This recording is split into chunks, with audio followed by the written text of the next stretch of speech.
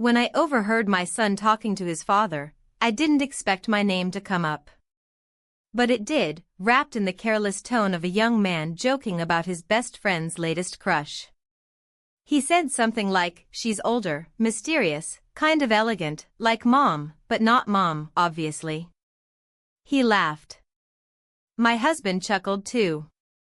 But I stopped breathing. That laugh, that was the sound of a marriage still unaware it was already crumbling. They didn't know what I knew. That my son's best friend, the one who had been in and out of our house for years, wasn't just another boy anymore. Not to me. And I wasn't just a friend's mother to him. I felt my legs weaken under me, as if the kitchen floor had turned to ice. Their voices faded into the background while my mind raced to recall every look, every word, every moment that I thought had passed unnoticed. But something in my son's tone, the way he hesitated before adding, "But he said she doesn't even know he exists," made me realize something chilling. He was protecting me, without even knowing why. And my husband? He poured himself more coffee and muttered, "Must be someone from work or gym." I knew then, at that exact second, the truth was circling closer, like a hawk over prey. And I wasn't ready. I wanted to scream, to rewind time, to disappear. But instead, I stood there, motionless, holding a tea towel in my hands like a shield. Because the truth? The truth was more complicated than they'd ever guess. And before I tell you everything, before I let you see behind the curtains I've kept tightly drawn for months, tell me, have you ever loved someone in a way you weren't supposed to? Have you ever crossed a line without meaning to, only to find yourself on the other side, unable to return? It started with the groceries. I know that sounds ridiculous, but that's where it began, or at least that's when I allowed myself to feel something other than numb routine. I was carrying 3 paper bags from the car, keys awkwardly clutched between my teeth, when he appeared behind me and took the top-heavy one from my arms. "You shouldn't lift things like that," he said. He was smiling. I wasn't. I muttered a thank you and unlocked the door, motioning him inside. He placed the bag on the counter like he'd done it 1,000 times before. Maybe he had. He'd been coming over since he and my son were teenagers. Back then, they'd build forts in the living room and raid my pantry. Now they shared gym memberships and crypto tips, and I had become wallpaper. I watched him while pretending to sort the vegetables. His shirt was damp with sweat. He must have run here. His hair was slightly messed, and his skin had that post-workout flush. I shouldn't have noticed. But I did. My husband was upstairs, taking a video call with his team. Something about schedules and expansion. He'd asked me earlier not to vacuum, said the mic picked up too much background noise. I nodded, as always, and folded laundry in silence instead. Downstairs, though, in the kitchen, I felt the smallest ripple of awareness. He leaned on the counter, asked about my day. No one asked me that anymore. I told him I had planted herbs in the back garden. He asked what kind. I said mint and basil, though neither were thriving. They need space, he said, especially mint. It hates being crowded. I nodded. I knew that, I just hadn't thought of it in a while. Or maybe I had, but not in that way. I didn't linger. I excused myself and disappeared upstairs to check on the laundry. My hands trembled when I folded the towels. Not from fear. Not from guilt. From something else entirely. Something I hadn't let myself feel in so long, I couldn't name it without sounding naive. The next day, I watched from the upstairs window as he and my son worked on fixing the loose shutter outside. He laughed at something my son said, wiped his forehead with his arm, and looked up. Not at me. Just toward the house. But for a moment, I imagined he was looking straight at my window. And I didn't move away. At dinner, my husband complimented the soup but scrolled through his phone as he said it. My son devoured 2 bowls without a word. The friend he thanked me for cooking said it was better than the overpriced ramen near his apartment. That was all. But he looked at me for a fraction too long. Later that night, I lingered in the hallway after everyone had gone to sleep. I walked past my son's room, then stood outside the guest room, where his friends stayed when it was too late to drive home. The door was closed. A thin line of light peeked from underneath. I thought I heard music, something soft and old. Something that didn't belong to a man his age. I didn't knock. I went back to my room, lay beside my husband, and stared at the ceiling. His breathing was steady, familiar. He didn't stir when I turned on my side, or when I blinked back, something between exhaustion and tears. I don't know why I started painting my nails again the following week. Or why I bought that new bra, the one no one would see. I told myself it was for me. Maybe it was. Or maybe it was for how I felt when someone's eyes paused just half a second longer on me. The change was subtle, invisible to anyone else, probably. I started adding lemon slices to my water. I put on perfume even when I wasn't leaving the house. I stood straighter when I walked past mirrors. I didn't recognize the woman looking back, but I didn't hate her either. I saw him again 2 days later. He had come to return a jacket he left in the laundry room. My son wasn't home. My husband was in the backyard, trimming the hedge. We stood in the hallway. He handed me the jacket, but his fingers brushed mine and didn't let go right away. I pulled my hand back too quickly, apologized, stepped back. He smiled softly, almost imperceptibly. "You look different lately," he said. "Lighter." I didn't answer. I didn't need to. The silence between us said too much already. That night, I dreamed of the sea. Not a stormy sea, not crashing waves, just wide, endless water. I was standing ankle-deep, waves curling gently around my legs. And someone, faceless, nameless, was beside me, holding my hand. We didn't speak. We didn't move. But we were there. Together. In a place that didn't exist. When I woke up, I smelled coffee. My husband was already downstairs. I got up slowly, still feeling the ocean on my skin. Still unsure whether it had ever been real. But something inside me shifted that day. Something I hadn't expected. Something I wasn't ready for. The next morning, I avoided the kitchen altogether.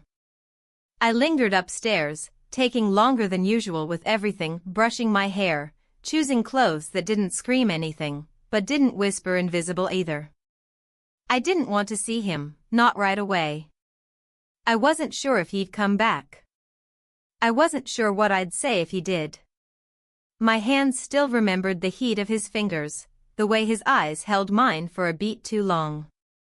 Downstairs, I could hear voices, my husband's, my son's. The clinking of dishes. Laughter. I stayed in the hallway, out of sight, listening like a stranger to the sounds of my own house. When the door closed behind them, I allowed myself to breathe again. They had gone to the hardware store, apparently. Some loose hinge in the garage needed fixing. The silence after they left was almost unbearable. I busied myself with laundry. The rhythmic folding of towels, the clean scent of fabric softener, it was all so mundane, so achingly normal. And yet, I was aware of every movement I made, as if my body were under invisible scrutiny. I kept thinking of the way he had looked at me yesterday, how his compliment had felt so different from the usual polite remarks. Not obligatory, but deliberate. At some point, I stepped into my son's room to drop off clean clothes. His desk was a mess, his books, chargers, headphones tangled like seaweed. On the chair was a sweatshirt I hadn't seen before. It wasn't my son's style, darker, simpler. I recognized the cologne still clinging to the collar. His friends. I stood there longer than I should have, holding the sweatshirt like it held answers. There was nothing special about it. But it carried a weight I couldn't name. Later that afternoon, the doorbell rang. I assumed it was a delivery and opened it without checking. He was standing there, holding a small brown paper bag.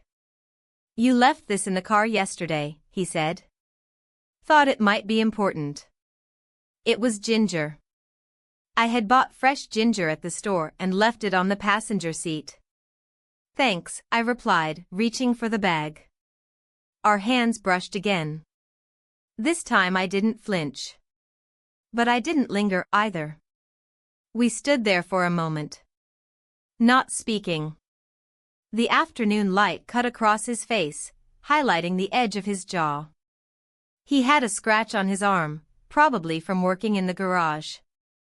I wanted to ask if he was all right. I didn't. "I should go," he said finally, but didn't move. "You should," I replied, but didn't close the door. And for a moment, that tension, the unspoken thread pulled too tight, held us both in place. Then I stepped back, and the thread snapped. He left. The door clicked shut behind him, and I leaned against it, my heart racing for no rational reason. This wasn't supposed to happen. I wasn't that kind of woman. I wasn't reckless. I wasn't foolish. But I also wasn't blind, and it had been a very long time since anyone had looked at me like that. My husband came home late. Said he was tired. Said he had a meeting rescheduled. I nodded, offered him dinner, which he declined. He poured himself a glass of wine and sat in the dark living room, scrolling through his emails. I sat across from him, pretending to read. Neither of us spoke. There was nothing wrong with our marriage, not in the way people think. No yelling, no betrayal, no scandals. Just the slow erosion of attention, of intimacy, of truly seeing each other. He loved me, I think. In his way. But sometimes love becomes routine. Becomes something you water out of duty, not desire. The next morning, my son mentioned that his friend would be staying the weekend. Something about a broken pipe in his apartment. My husband said it was no problem, that we had plenty of space. I nodded, hiding the tightness in my throat with a sip of coffee. "Of course," I said. "He's always welcome. Always welcome." Even when my hands shook at the thought of him sleeping just down the hall. He arrived that evening with a small duffel bag and a box of tools. "Just in case," he joked. My husband patted him on the back and asked about the plumbing issue. I stayed near the kitchen, pretending to wipe counters that were already clean. Dinner was casual. My son talked about work. His friend laughed at all the right moments. I listened, contributed a little, and tried to seem normal. Every time he looked my way, I looked down. When the plates were cleared and the men moved to the living room to watch a game, I retreated to the laundry room. It had become my place of refuge. I folded clothes with precision, one after the other, as if order could restore something inside me. The sound of footsteps behind me made me freeze. I didn't turn around. "You fold everything like it's sacred," he said softly behind me. "It's habit," I replied. "I like it," he said. "Makes things feel intentional." I turned to face him. He was standing too close. Not touching, not invading, just near enough to feel. I looked into his eyes, trying to find a boundary. Something that would anchor me. "You shouldn't say things like that," I whispered. He tilted his head. "Then tell me to stop." I didn't. And that silence said more than words ever could. He didn't touch me. He didn't have to. The electricity between us was louder than any contact could have been. And then, just as quickly, he turned and walked away. I stayed in the laundry room long after he was gone.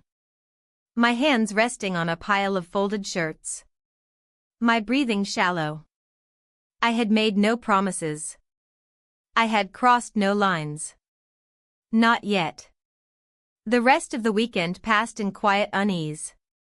We all went through the motions, meals, errands, background conversations, but the space between us had changed. Or rather, the air inside that space had thickened, become harder to breathe. Every glance I stole felt louder, every silence more charged. And yet, to anyone watching from the outside, we were the picture of ordinary life. That was the worst part. Nothing looked different, but everything felt different. On Saturday morning, my husband decided to take the car in for service. My son tagged along, offering to help him kill time at the dealership. I stood at the sink, drying my hands, as they left. His friend lingered behind, saying he needed to take a shower before heading out. I nodded and stepped aside as he passed, careful not to touch. But even that distance buzzed. I busied myself in the kitchen, wiping surfaces that didn't need wiping, refilling the soap dispenser, rearranging the fruit bowl for the third time. When I heard the bathroom door click open upstairs, I paused, listening to the soft creak of floorboards. He didn't come down right away. I could imagine him standing in the hallway, towel around his shoulders, unsure whether to say goodbye or slip out unnoticed. When he did finally descend the stairs, he was already dressed, his hair damp, his bag slung over one shoulder. He walked past the kitchen, paused at the threshold, and said he'd be back later for dinner. I nodded without looking at him. My hands were deep in soapy water. I didn't trust my voice. After he left, I leaned over the sink for a long while, trying to slow my breathing. I felt like I'd forgotten how to exist in my own skin. The sensation of being noticed, truly noticed, had become a drug I hadn't meant to take, but now couldn't seem to quit. And it terrified me. That evening, when they returned, the mood was light. The car had been fixed faster than expected, and my son had bought a new toolkit he didn't need. My husband was unusually cheerful, talking about a potential trip he'd been meaning to take for work. He asked if I wanted to come with him. I smiled and said we'd talk about it later. I didn't know how to tell him that the idea of being alone together, just the two of us, now filled me with something dangerously close to dread. Dinner was uneventful. They laughed, talked about old classmates and local news. I barely ate, but no one noticed. He sat across from me, calm, composed, never once looking too long. It was only when everyone got up to clear their plates that our eyes met, briefly, silently, and the impact of it followed me all the way into the laundry room. There, I stayed longer than necessary, folding napkins, wiping down shelves, listening to the muffled voices from the other room. I tried to remind myself of who I was. A wife. A mother. A woman with rules. But the lines were blurring. Later that night, I went upstairs before everyone else. My husband had started watching a documentary, and the others were distracted. I stood in front of my mirror and stared at my reflection. My blouse was simple. My skin tired. I wasn't the kind of woman anyone writes poetry about.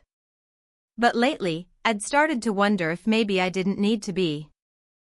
I brushed my hair slowly, methodically, trying to think of nothing. But thoughts crept in anyway. Images. Fragments of words. The way he had said intentional in the laundry room. The way he'd stood still when I didn't ask him to leave. The quiet permission in his pauses. I turned off the light and got into bed, waiting for the house to settle. My husband came up an hour later, kissed me on the cheek, and turned off his lamp. He fell asleep almost instantly. I stayed awake, eyes wide open in the dark, counting the seconds between his breaths. The next day brought no relief. We all fell back into the rhythm of pretending. Chores. Short errands. Background music. It was a Sunday like any other, except it wasn't. He and my son spent most of the afternoon fixing something in the backyard, something I never quite caught the details of. I stayed inside, reorganizing the pantry just for something to do. At one point, I stepped out to bring them water. The sun was harsh, and the air smelled like cut grass. My son was crouched down near the shed, fiddling with some piece of equipment. His friend was standing near the fence, wiping his hands on a rag. When I handed him the bottle, our fingers touched. Only for a second. But it was enough. I turned back into the house before either of us could say anything. My heartbeat echoed in my ears. I told myself I had to stop this, whatever this was. But part of me whispered, stop what, exactly? Nothing had happened. Except everything had. By dinner, I had made a decision. I would avoid being alone with him. I would keep conversations brief. I would remember who I was, and who I wasn't. I would protect what I had, even if it wasn't perfect. But decisions made in the kitchen often fall apart in the hallway. That night, as I stepped out of the bathroom, I nearly collided with him. He had just come upstairs. I froze, towel still in my hand. He looked at me, startled, then steadied himself. Neither of us spoke. The hallway light was dim, and everything felt suspended in amber. I stepped aside. So did he. And in that awkward dance, something silent passed between us. Not promise. Not plea. Just awareness. That we were both standing on the edge of a line neither of us had yet crossed. I returned to my room and closed the door softly behind me. My husband stirred in his sleep but didn't wake. I stood in the center of the room, staring at the closed door, as if expecting it to open again. It didn't. And still, I didn't sleep. Monday arrived with its usual weight. The rhythm of the house shifted subtly, everyone returned to work, to responsibilities, to pretending nothing had changed. My husband left early, muttering something about a conference call. My son disappeared not long after, promising to be back late, and I was left alone in a house that felt too still, too clean, too quiet. But he was still here. His car was parked down the block. He said his apartment repairs were taking longer than expected. No one questioned it. Why would they? He'd always been welcome in our home, even when he wasn't supposed to mean anything more than a familiar face. I moved through the morning cautiously, like every step might trigger something I couldn't control. I made coffee but barely drank it. I folded towels but left them in a stack on the table, unfinished. I opened the windows even though it wasn't particularly warm outside. I needed air. I needed space.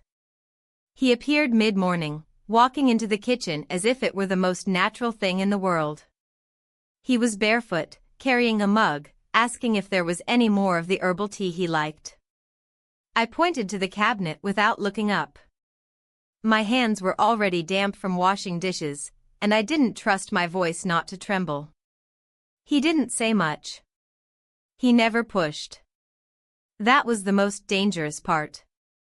His silence gave room for my imagination to expand, to wander, to rewrite the boundaries I thought I had set. I busied myself with the fridge, moving things, wiping shelves, pretending not to notice the quiet between us. And then, as I reached to close the door, I caught my reflection in the metal, his eyes meeting mine, still and steady. We said nothing. But something in the air shifted. He left the kitchen a few minutes later. I remained behind, staring at the now closed fridge door like it had just whispered something forbidden in my ear. The rest of the day passed slowly. I tried to read, but the words wouldn't stay still on the page. I opened my laptop to check emails, then closed it again without typing a single word. I swept the living room floor even though there was nothing to clean. When the sun began to lower, casting golden light across the wood panels, I started preparing dinner. Nothing elaborate, just something familiar. Roast chicken, green beans, a salad with dressing my son liked. I wanted the comfort of routine, the illusion of normal. He returned to the kitchen while I was setting the table. "Smells good," he said casually. I nodded, keeping my hands busy with silverware. "Can I help?" he asked. I handed him the plates, avoiding eye contact. We moved around each other in a silent choreography, never touching, but never far apart.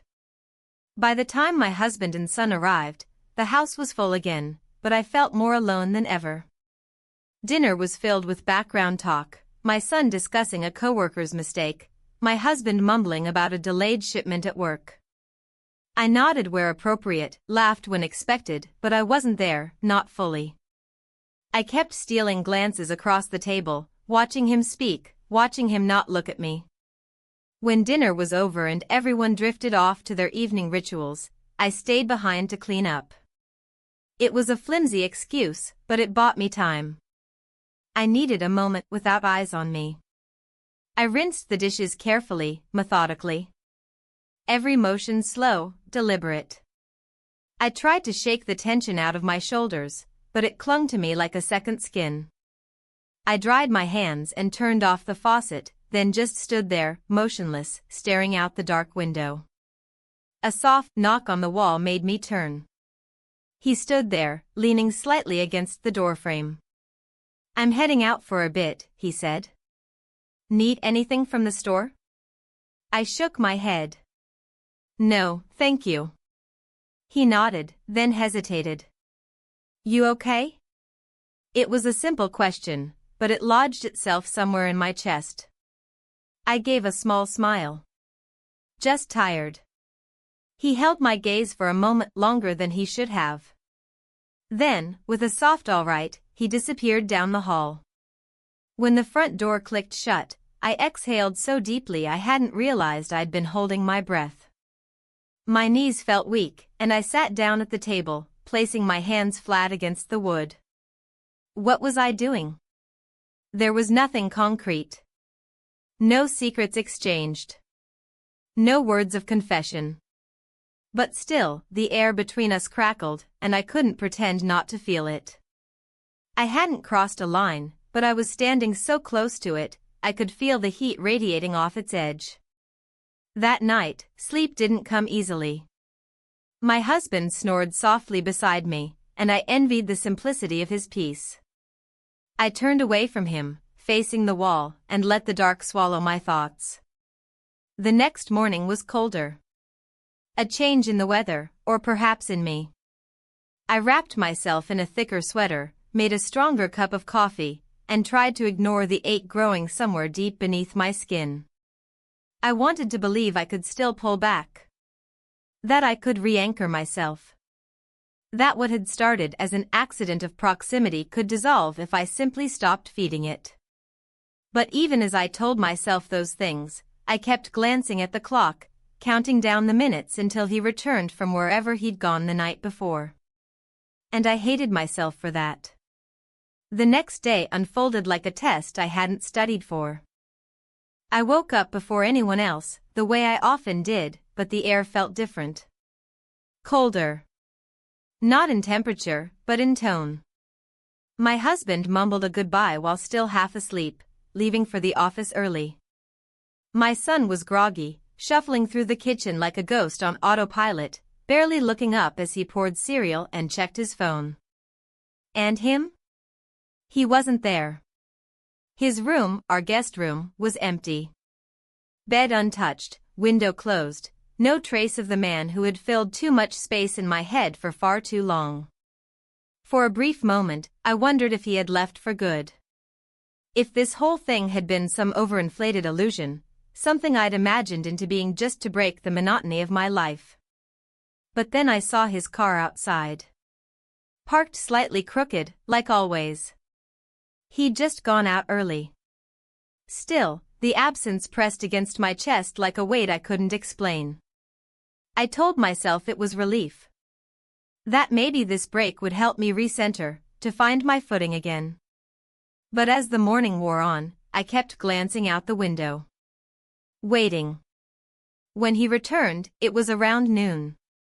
I saw him through the kitchen blinds, carrying 2 cups of coffee and a brown paper bag. He paused at the porch, looked up toward the window, then disappeared inside. I didn't go to greet him. I stayed in the laundry room, folding freshly dried sheets, the smell of lavender clinging to the air. I focused on the corners, the creases, the neat lines that brought some illusion of control.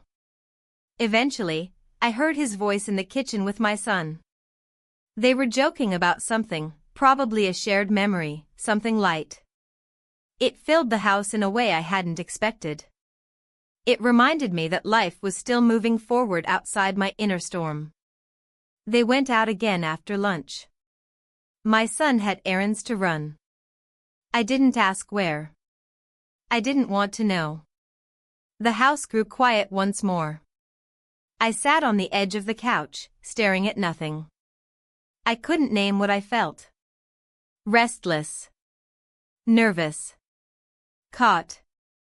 I didn't want this to go further, but a part of me was terrified of it ending, of being thrown back into the stillness that used to feel like home. When they returned in the afternoon, the day had grown warmer. Sunlight streaked through the windows, dust dancing lazily in the light. I busied myself in the kitchen again, habit, shield, distraction. They unpacked bags in the hallway, laughing about something involving a forgotten receipt and a store clerk's accent. And then, without warning, it happened. We were alone in the hallway. I was heading toward the staircase, he was coming the other way. For a second, the space was too narrow. I stepped left, he stepped right. We both stopped, that awkward moment when 2 people try to avoid collision and end up face to face. And then, we kissed. It was quick. Unspoken. No warning. No build-up. No music. Just breath and closeness and something slipping through the cracks of logic. Our lips touched and retreated, like a spark that didn't know whether to light a fire or die in silence. We stepped back. I blinked. He looked at me, eyes wide but calm, searching. Neither of us said a word. I turned away, walked into the kitchen, and gripped the counter so hard my knuckles turned white. What had I done? It hadn't meant to happen. At least, that's what I told myself. But the truth was more complicated. The truth was, something in me had been waiting for that moment. Preparing. Hoping. And now that it had come, I felt equal parts panic and exhilaration. He didn't follow me. The rest of the day passed in slow motion. My son didn't notice. My husband returned later than usual. I served dinner like normal. I smiled like normal. But my insides felt turned inside out. Later, after everyone had gone to sleep, I lay in bed staring at the ceiling again. The same crack above the closet door I'd stared at for years. It hadn't changed. But I had. I replayed the moment in the hallway over and over. The quiet shock of it. The way his hands had remained at his sides, as if even in impulse he was still careful. The way I didn't flinch. Didn't pull away. It hadn't been passion. It hadn't been chaos. It was something softer. Something dangerous in its tenderness. And the worst part was that I didn't regret it. I felt something. Something real. Something I hadn't felt in years. And no matter how hard I tried to push it down, to rationalize or reframe it, the truth lingered like a faint scent on my skin. The next morning, I expected awkwardness. Avoidance. But instead, there was nothing. He acted as if nothing had happened. He greeted me casually, helped set the table, made small talk. Not overcompensating. Not cold. Just normal. And in that normalcy, I felt the enormity of what had changed. He wasn't going to push. He wasn't going to confess. And he certainly wasn't going to demand anything. It was my move now. And I didn't know what terrified me more, that I wanted to pretend it had never happened. Or that I didn't. The days that followed blurred together in a strange mix of routine and silent tension. I moved through the house like a ghost haunting her own life, performing all the necessary motions, saying all the right things, but feeling slightly removed from myself. I would set the table, fold the laundry, answer questions, nod in conversations, but a part of me was always somewhere else. Replaying a single moment. That kiss. Not for what it was, but for what it had awakened. And the most disorienting part? Nothing happened after. He acted as if it never occurred. As if we hadn't crossed a line. He continued helping around the house, teasing my son about his lack of cooking skills, offering to drive to the store when we ran out of milk. Every gesture was casual, every word measured. I expected him to avoid me. Or worse, to act different. But instead, he folded himself seamlessly back into the rhythms of our lives, and I was left alone with the knowledge that something inside me had shifted and could no longer be undone. My husband remained oblivious. He spent more time at the office than usual, complaining about new clients and inefficient meetings. He kissed me on the cheek when he left, sometimes patted my shoulder when he returned. Affection by habit. Attention in fragments. I had stopped expecting anything more long ago. But now, even the lack of attention felt sharper. I caught myself watching him over dinner, wondering what he would do if he knew. Would he care? Would it hurt? Or would he simply frown and say, "I didn't expect this from you," in the same tone he used when I overcooked the rice? One afternoon, while the house was empty, I opened the windows to let the spring breeze in. The curtains fluttered gently, and for a moment, the sound of birds outside and the distant hum of cars grounded me. I sat at the edge of the couch with a notebook in my lap, pretending to make a grocery list. But my pen didn't move. I wasn't thinking about what we needed for the pantry. I was thinking about how I ended up here. About how a woman with no plans to change her life had managed to find herself walking a tightrope between impulse and conscience. I thought about the conversations I used to have with friends over wine and laughter, about romance, about aging, about invisibility. How we joked that one day, we'd simply disappear in our own homes and no one would notice. I hadn't thought then that it would feel this literal. This quiet. That evening, he was in the garage fixing a loose shelf. I brought him a glass of cold water, not sure why I chose to. He thanked me with a nod, not touching me, not lingering. I stood near the doorway for a few seconds too long, pretending to admire the organization of tools I didn't understand. He didn't say anything. But I could feel him watching me as I left. Later that night, after everyone had gone to bed, I stood in front of the mirror brushing my hair. I took longer than usual. I wasn't getting ready for anything. I just needed the slow, repetitive motion to center myself. I looked at my reflection and tried to see what he saw. What had made him lean in that day? What had made me not pull away? Was it loneliness? Boredom? Or something else, something deeper I didn't want to admit? I didn't feel younger. I didn't feel braver. But I felt awake. And that was new. That was terrifying. The next morning, my son asked if his friend could stay another night. His apartment repairs were taking longer. My husband barely looked up from his phone as he said, "Of course." I nodded too quickly, too casually. No one noticed. That night, the storm came. It wasn't forecasted. The wind started around 9, rattling the windows. The power flickered once, twice, then died entirely. The house was plunged into silence, followed by the soft ping of phones notifying us that the outage was neighborhood-wide. We lit candles. My husband grumbled about his unfinished report. My son joked that it was an excuse to avoid work. He offered to find the flashlights. When the initial flurry of activity died down, we all drifted into different corners of the house. My husband retreated upstairs. My son went to check his laptop battery. I stood in the hallway with a candle in my hand, not sure where I was going. That's when I saw him in the kitchen. Alone. Lighting a second candle near the stove. The flicker of the flame cast shifting shadows across his face. I stepped in, and for a moment, neither of us spoke. We didn't have to. The wind howled outside, bending the trees, whistling through the eaves.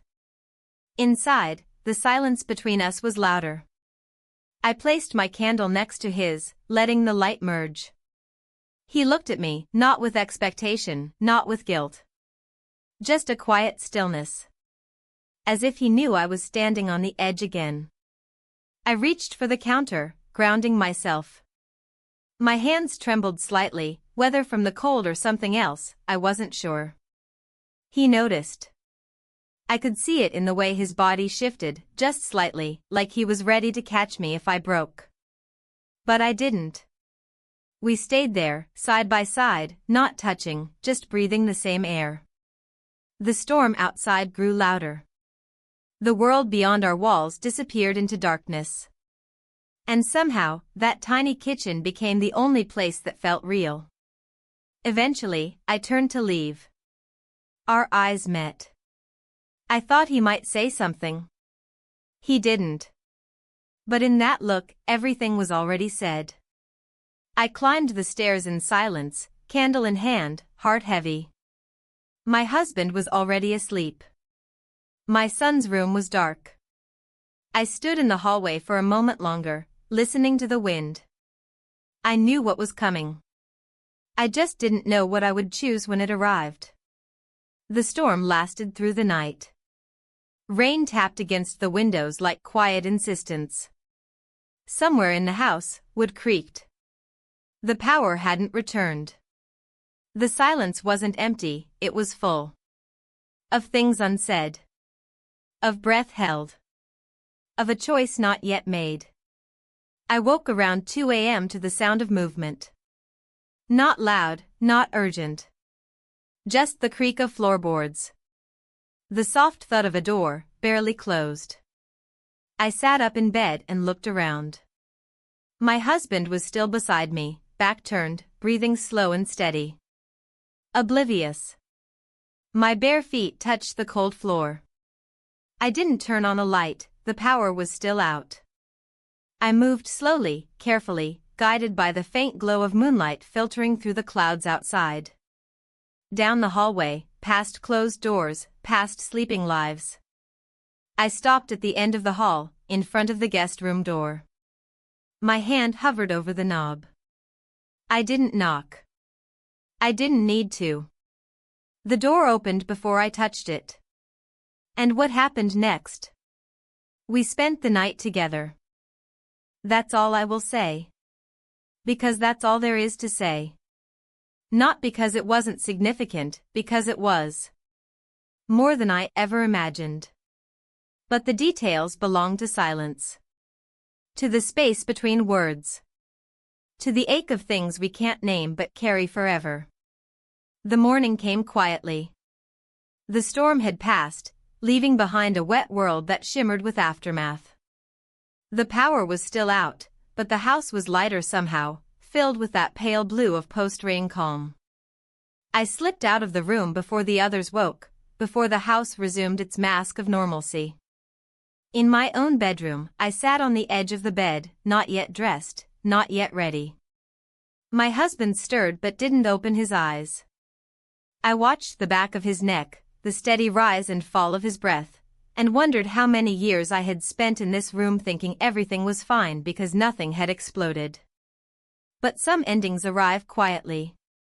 I moved through the day as I always had.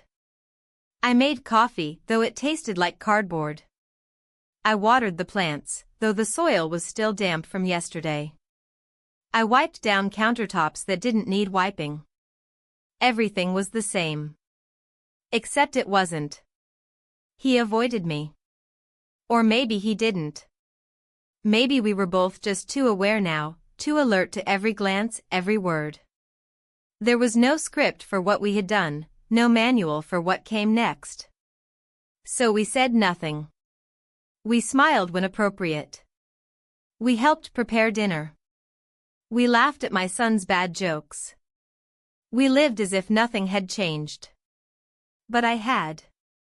In the quiet moments, I kept thinking about the way his hand had rested near mine in the dark. About the sound of our breathing filling the space between us. About the absence of guilt, and the presence of something heavier, something like mourning, but not for what was lost. For what could never be fully claimed. My son was the only one who seemed completely unaware. He moved through the house with the confidence of someone who trusts the structure around him will always hold. And I envied him that. At one point, while clearing the table, he mentioned that his friend would probably be moving back to his apartment soon. Plumber came this morning, he said. He'll probably head out tomorrow. I nodded. Kept my hands busy with dishes. Said nothing. Later, I found myself sitting in the laundry room, my refuge of late. Surrounded by the hum of machines and the scent of clean fabric, I finally allowed myself to exhale. There was no plan. No next step. No fantasy. Just this moment. A quiet acceptance that nothing would be the same again. That I had stepped off the path I'd spent decades following, and now stood in unfamiliar territory with no map, no direction. Only the knowledge that part of me had been sleeping for years. And now it was awake. Awake and uncertain. I didn't cry. Not then. Not that day. But that night, as the lights flickered back to life and the clocks in the house reset themselves with a blink, I felt something like grief settle in my chest. Not regret. But the weight of understanding. Nothing lasts untouched forever. Not love. Not silence. Not the parts of us we keep hidden until someone looks at us long enough for them to surface. And once seen, they don't go back. The next morning brought no confrontation, no questions, no dramatic shifts in behavior. The world didn't tilt on its axis. The sky didn't fall. The walls of the house remained upright, indifferent to the truth that now pulsed quietly beneath the floorboards. My husband woke first. He moved through the bedroom in his usual pattern, phone, slippers, coffee.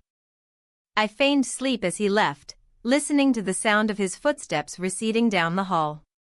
When I finally opened my eyes, the light in the room was soft and gray, filtered through the remnants of yesterday's storm clouds.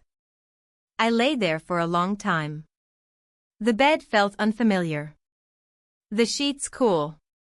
The ceiling fan spun lazily above me, as if unaware that everything had changed while it kept turning in place. Eventually, I forced myself up and into the day. Breakfast was quiet. My son had already eaten and was heading out for a meeting. My husband took his coffee to the living room and read the news.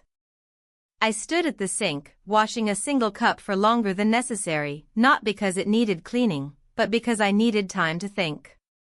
He walked in just as I placed the cup on the rack. He didn't say anything. Neither did I. We moved around each other like dancers who no longer needed cues. I handed him a clean glass. He filled it with water. Our fingers brushed. Neither of us reacted. And yet, the echo of that small contact lingered like a bell that wouldn't stop ringing. He left the kitchen first. Later that morning, while folding laundry in the spare room, I heard laughter from the driveway. I looked through the blinds and saw my son standing with him, joking about something, slapping his shoulder. It was the same familiar scene I had watched 100 times. Only now, I saw it differently. Because I had broken something. Not the bond between them. Not yet. But something inside myself. A line I had drawn, a promise I had made to the woman I thought I was, or should have been. That line was gone now. Erased not by impulse, but by need. By quiet, growing, unbearable need. When they came inside, I stayed in the laundry room, pretending to sort sheets. I could hear their voices moving toward the kitchen. Then his voice, suddenly closer. "We'll be back later," he said, pausing at the doorway. I nodded. Didn't turn around. When they left, the house fell silent again. And in that silence, my thoughts filled every corner. I tried to distract myself with tasks. Watering plants. Wiping surfaces. Cleaning the already clean bathroom mirror. But no matter what I did, my mind returned to the same question: what now? He was leaving soon. His apartment repairs were almost finished. My son had mentioned it casually, not knowing the impact of each word. They fixed the leak, finally. He'll probably head home by the weekend. I'd smiled. Or something that looked like smiling. My stomach had twisted into a knot I hadn't yet untangled. Part of me wanted him gone. Not out of anger, not even out of guilt, but because I didn't know how to function with him near anymore. Every second around him felt like a performance layered over another performance. I was exhausted from pretending not to notice how different the air felt when he was in the room. And another part of me, more dangerous, more desperate, didn't want him to leave at all. That afternoon, I sat on the back porch with a cup of tea and watched the wind play with the trees. The garden needed tending, weeds curling around the edges of the flower bed. I should have gone down and fixed it. I didn't. Instead, I closed my eyes and tried to remember the last time I had felt whole. Not satisfied. Not calm. Whole. I couldn't. The door opened behind me. I didn't need to look to know it was him. I could tell by the pause before the screen door clicked, the way his footsteps settled onto the wooden boards. He sat in the chair beside mine, a careful distance away. We didn't speak. The silence wasn't awkward. It was heavy. Almost reverent. He placed something on the table between us. I opened my eyes and saw a small flower, wild, nothing remarkable. Probably picked from the roadside. It lay there, delicate and undecorated. A gesture. Nothing more. I nodded once. That was enough. Later, when my son returned, the mood of the house shifted again. He brought energy, volume, movement. I clung to it, letting his noise cover my own stillness. Dinner was unremarkable. Roast chicken. Steamed vegetables. The kind of meal I could make in my sleep. We sat around the table as usual. We passed dishes. We poured water. We laughed when he joked about something that happened in traffic. It was all so terribly normal. And yet, every time I met his eyes across the table, I felt that pull again. Not of passion. Not of romance. Of recognition. As if each glance said, "I see you. I still see you." After dinner, while clearing plates, my son mentioned again that his friend would be moving out in a few days. "He's gonna start moving stuff back in tomorrow," he said. "He might not even stay the night." My hands didn't tremble, but I felt the breath leave my body. I knew it was coming. And yet, hearing it said aloud made it real in a way I wasn't ready for. I nodded, placed a dish in the sink, and turned on the faucet so no one would hear the silence in my chest. That night, I couldn't sleep. I lay in bed with my eyes open, listening to the sound of the ceiling fan again, the same rhythm I had once found so soothing. It grated now. Sometime after midnight, I got up and wandered the house in darkness. The living room was neat. The hallway still. I stopped outside the guest room again. The door was closed. I didn't knock. I didn't open it. I just stood there, hand resting on the frame, and let the weight of everything I hadn't said settle over me. Then I turned around and walked back to my room. In the dark, I whispered into the silence, "I see you too." And hoped, somehow, the echo would reach him. The following day began with quiet clarity, the kind that arrives after a sleepless night. I moved through the morning with a sense of inevitability wrapped around my bones. There was no drama, no storm, no urgent decision. Just the slow unfolding of what was already in motion. My husband left early again.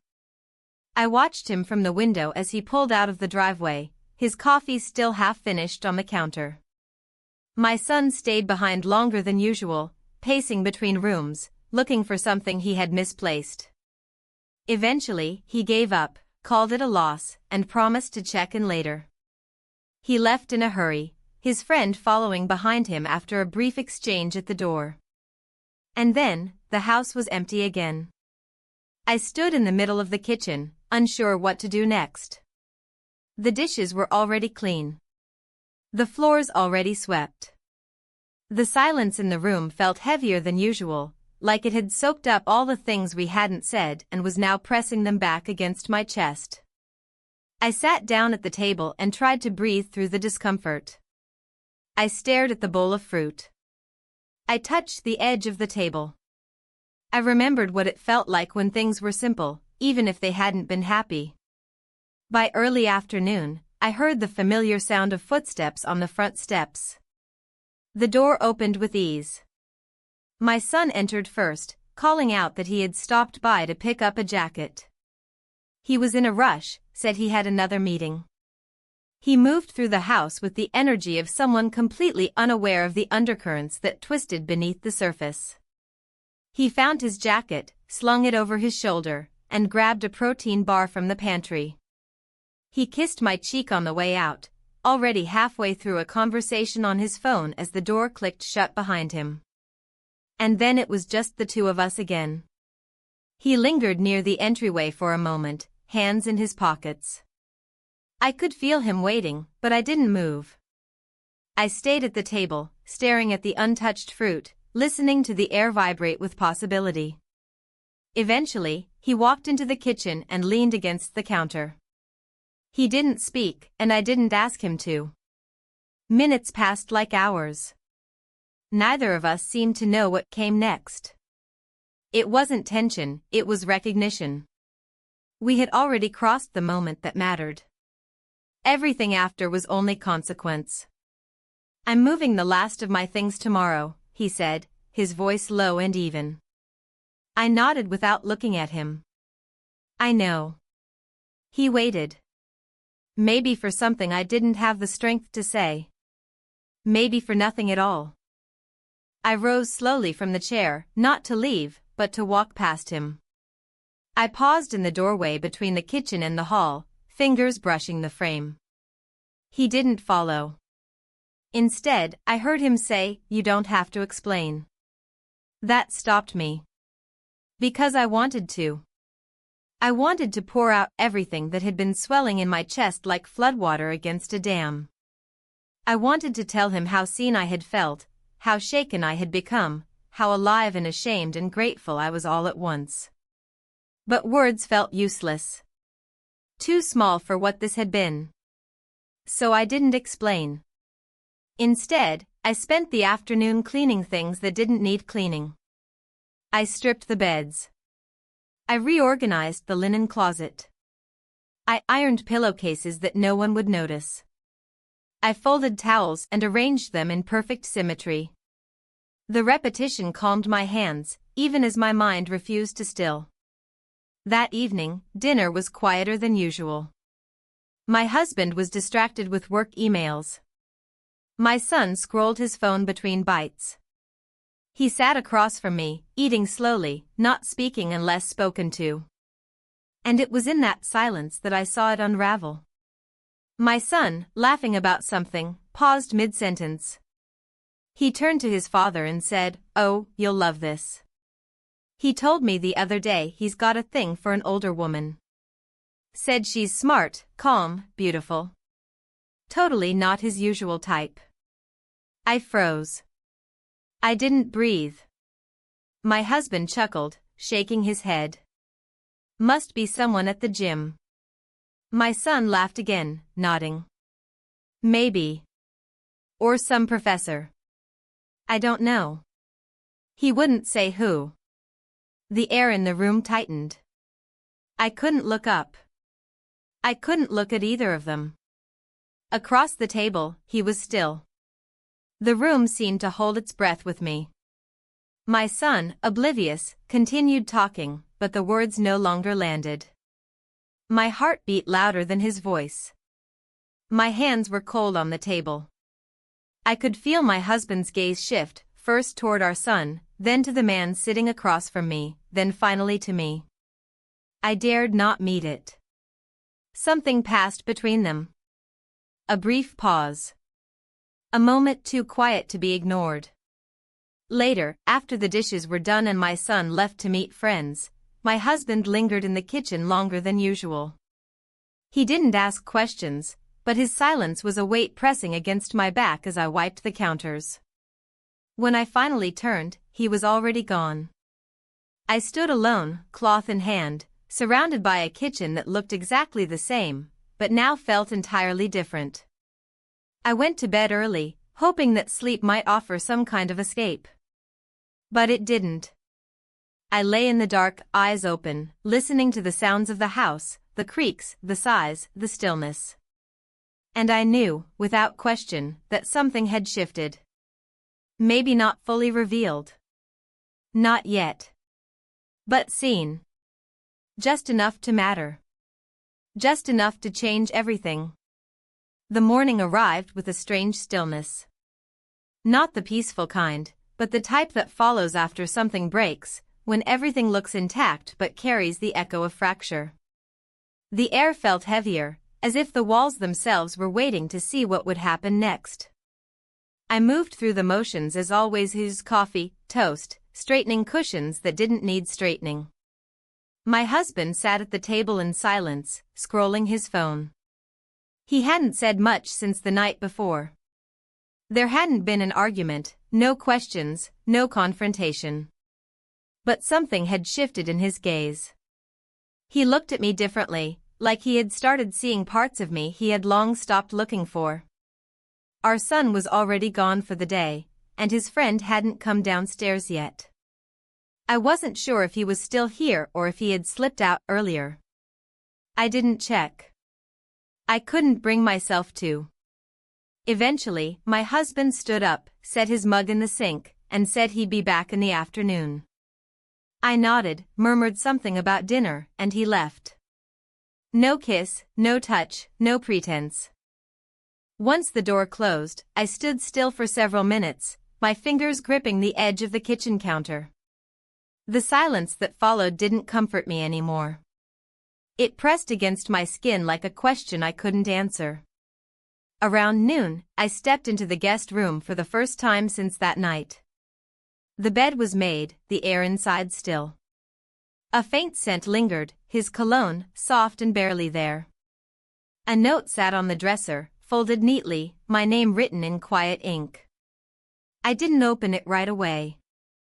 I sat down on the bed and stared at the window, the light streaming through the curtains making dust particles dance in midair. Outside, life carried on as it always did. A dog barked. A car engine sputtered. A neighbor called to someone in the distance. Inside, I unfolded the paper with hands steadier than I expected. There were only a few lines. I never meant to cause anything to break. But I'm glad I saw you. I hope, in some small way, you saw yourself too. No promises. No apologies. Just a goodbye that didn't beg for anything. I folded the note back and tucked it into the drawer without another word. Later, I stood by the window as he carried the last of his things to the car. My son helped, unaware of anything beyond boxes and logistics. They laughed. The ease between them untouched. He didn't glance up at the window. And I was grateful. I wasn't sure I could have held that gaze. When the car drove off, I stayed by the window for a while. My reflection looked older than I remembered. Not tired, just clearer. Like all the pretense had been peeled away, leaving only what was real beneath. That evening, my husband returned home. I had dinner ready. He sat across from me at the table, and for the first time in weeks, there were no distractions. No phones.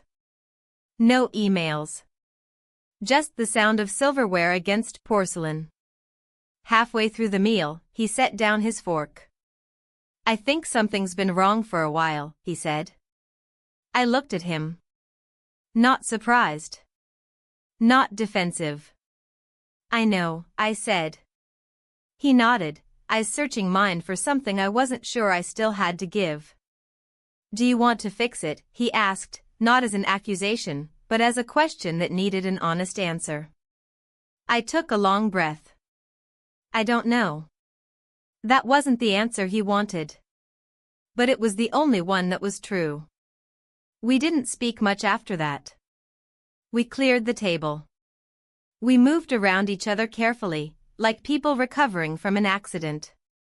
That night, I stood in front of the bathroom mirror, brushing my teeth with slow, deliberate movements. I looked into my own eyes and asked myself if I still recognized the woman staring back. And to my surprise, I did. Not because she was unchanged, but because she had stopped hiding. In bed, we lay side by side, not touching. The space between us had grown louder. He turned off his bedside lamp without a word. I stayed awake, staring at the ceiling. I wasn't filled with regret. I wasn't swept up in longing. I was simply there. Present in my own life in a way I hadn't been for a very long time. In the dark, I whispered, not to him, not to the past, but to myself. "I see you." And this time, I meant it.